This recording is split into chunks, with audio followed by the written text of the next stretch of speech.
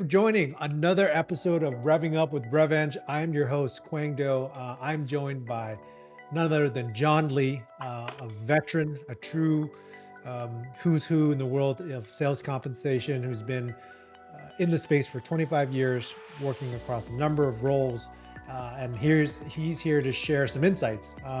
If you missed the last episode, don't check it out. We went really deep on all things governance, even though it's still January. And I think it's going to provide a lot of great insights so you avoid problems and issues come November and December. Again, a big, huge thank you to our sponsors for this episode, Akeron, Enterprise Incentive Compensation, built for global complexity. Learn more at akeron.com.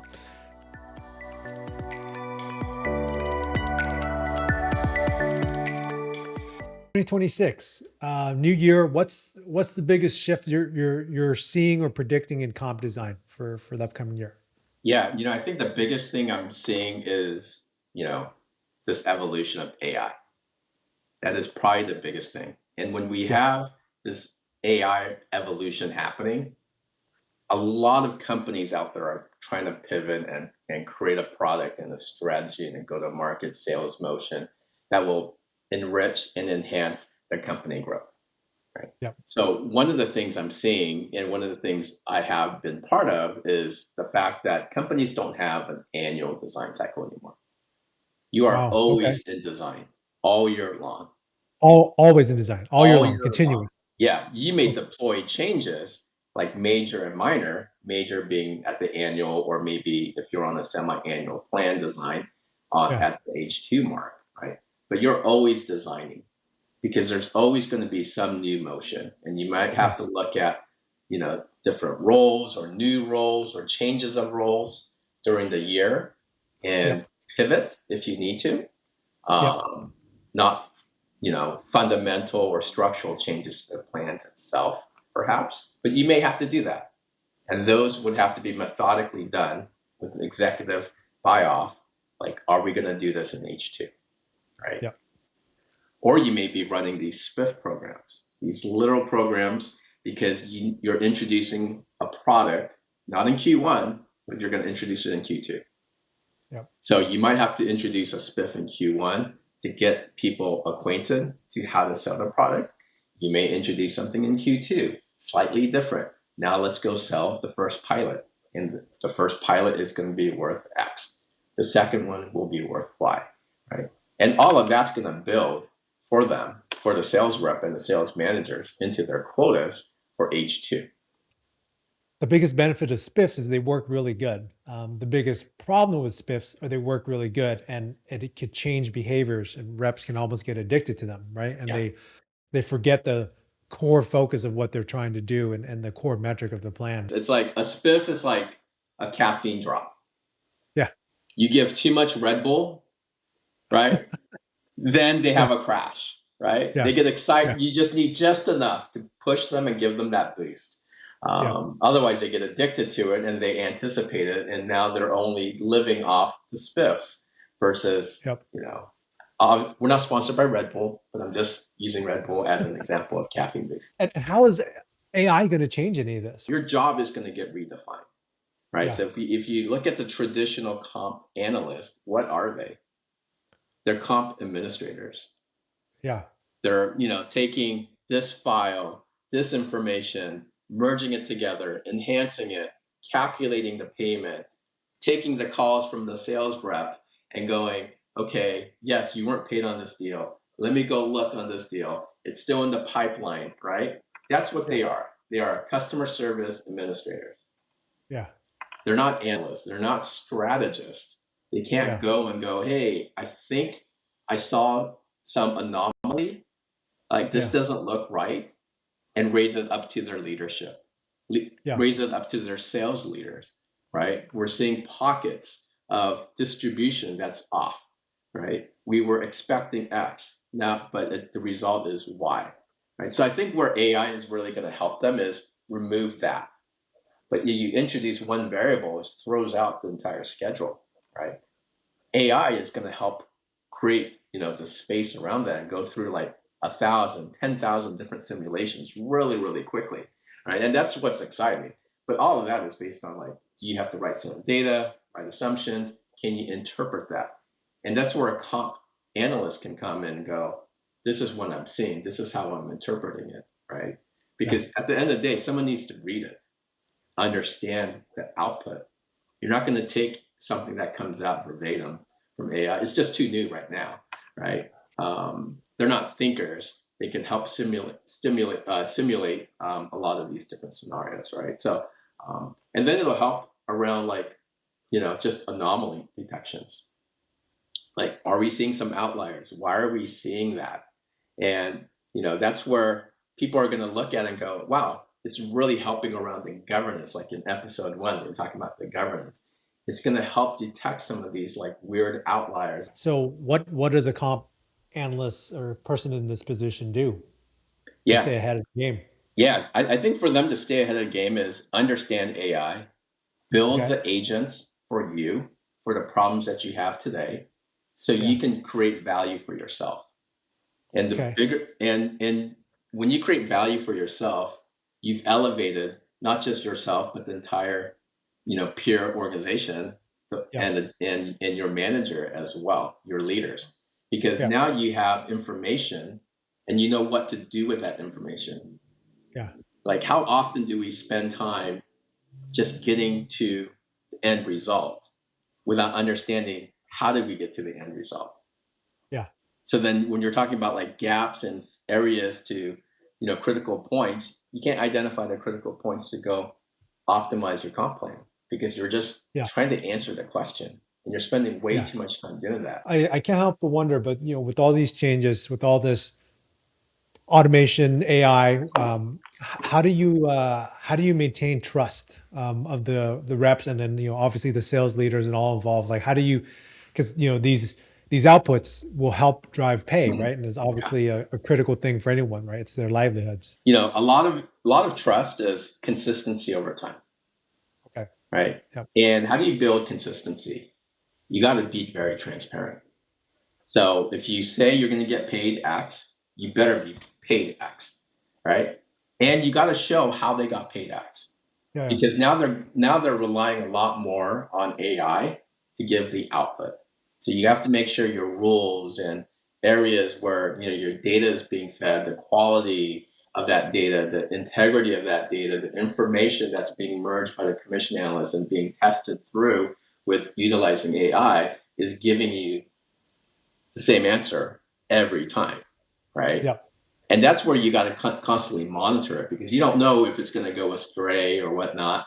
Just thinking broadly about companies that are making evaluating some sort of systems change as it relates Mm-hmm. to sales compensation or incentive comp. What should they prioritize? What are the factors? Obviously, AI capability is something that you've brought up, but what are the things that they should think about when they're looking at making a potential system change? Yeah, I think this is like the number one question a lot of people have, and a lot Okay. of vendors out there will give you the bright shiny object. Yeah. AI. AI Yeah. will do this. It'll do your plan configuration. It'll Yeah. set your rules. It'll go through all your testing, right? Don't believe in that at that point. Go to the core. Like, Yeah. why are you even looking at a vendor? Yeah. You probably have complex plans. You probably have large volume of data. You probably have Yeah. complex data coming from different sources, right? So when you're looking at a vendor and assessing how much of that can actually be configured Yep. with their core, product itself, Yep. or do you need someone to come in and help customize on top of that layer? Yep. If you have a lot more customization and you're okay with that, great. But if you're not and you're coming in and evaluating a vendor and going, hey, here's my 2, 3, 4 most complex plans and help me give me the output that I can do manually today, right? And show me that you can reduce it by 90, 95%. Yeah. That's like step one. If they can't do that, find another vendor, right? Yeah. So, obviously, like, data is integral. And if a vendor out there doesn't understand integration and enriching and enhancing and looking at, the way the pipeline comes in and how you filter information, that's probably not the right vendor for you as well. Going back to following the cookie crumb, like you should be able to audit, you should be able to reproduce something, right? Because if you have that, then that's going to actually feed into this AI world of like plan modeling and simulations. Because if you can't recreate something from 6 months ago and you can't create that auditability trace, then you probably can't do a simulation. John, with some time remaining, I'd love to just take your some hot takes, just quick rapid fire thoughts on things. Do most companies overcomplicate their comp plans? I would say they don't do it intentionally. But they do it. They do it. They do it. Okay. Because when Okay. you look at a comp plan and you look at just the layers of Yeah. Band-Aid that they put on top of it, that's how it got complicated. Yeah.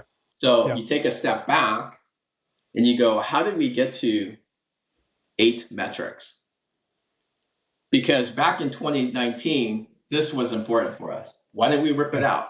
Like at some point, that metric should be replaced by a new metric, right? Yeah. If you satisfied your goal and you got the ROI out of it, right? Yeah. So it's unintentional, but they do it.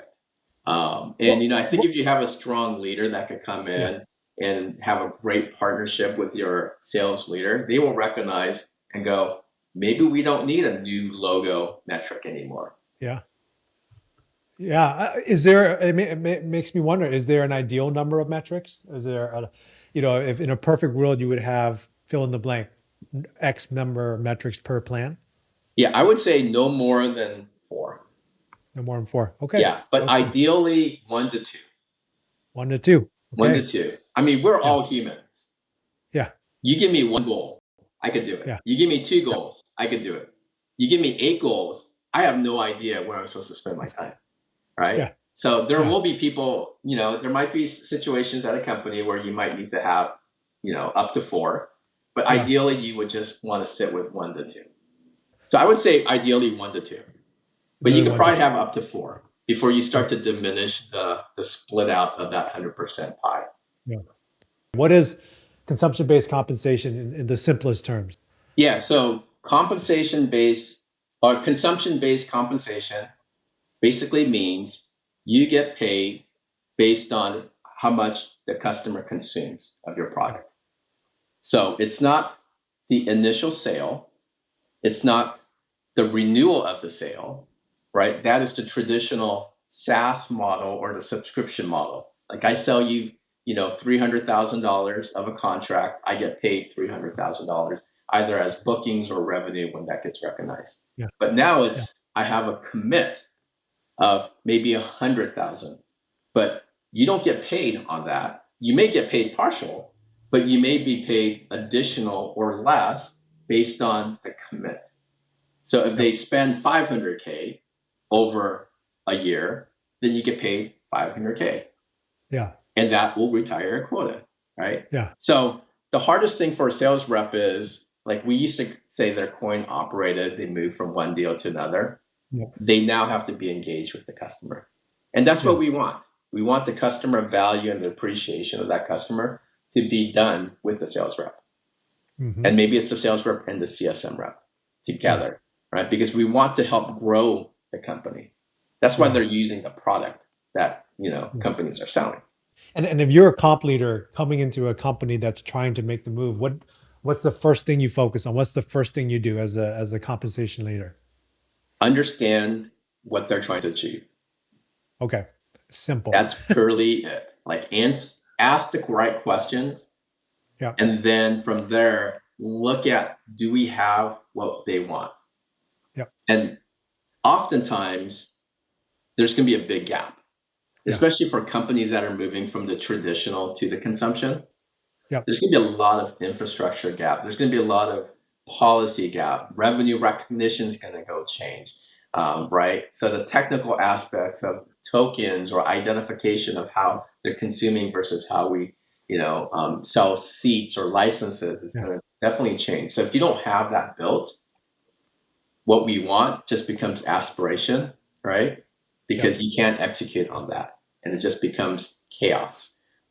for every other function out there, right? So you need to ask and bring in the right people.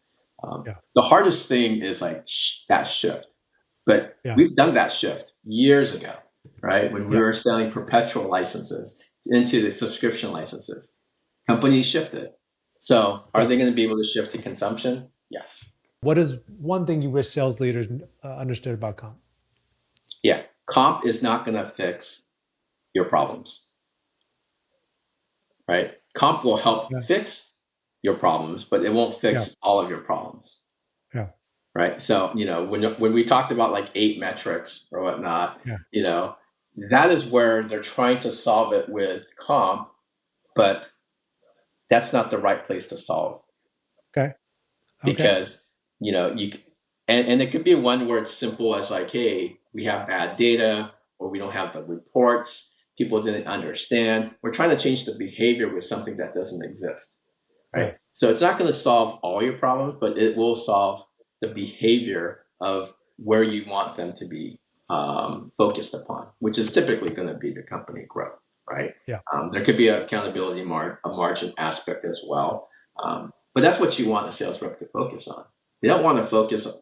You don't want to tie their comp plan around the messy middle that sales leaders are trying to fix. Right. And then you're putting that ownership on the sales rep and they go, well, that's not my responsibility. I'm not accountable for bad CRM, for bad HRIS, right? For bad data.